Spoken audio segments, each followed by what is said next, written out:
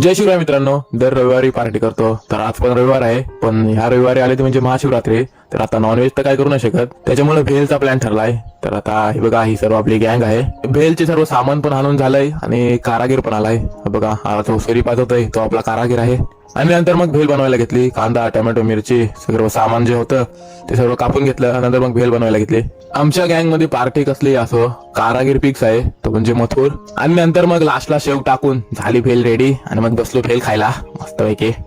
काय करणार, नॉनव्हेज तर काय खाऊ नाही शकत, त्याच्यामुळे आज भेलनीच काम चालवायला लागतंय. पुढल्या रविवारी करू नॉनव्हेज काहीतरी. आणि नंतर मग एक मस्तपैकी रील्स बनवली बोकडांसोबत हॉटेल भाग्यश्री सारखे. आणि नंतर मग गेलो ते म्हणजे रानामध्ये पाल्याला. आणि नेहमीप्रमाणे आपल्यासोबत आहे तो म्हणजे मथुर. आणि नंतर मग नेहमीप्रमाणे मला झाडावरती चढवला, कारण मथुरला जर झाडावरती पाला तोडायला चढवला तर त्याला उतरवायला खाली 4 माणसं लागतील. आणि नंतर मग मस्तपैकी पालाला तोडला.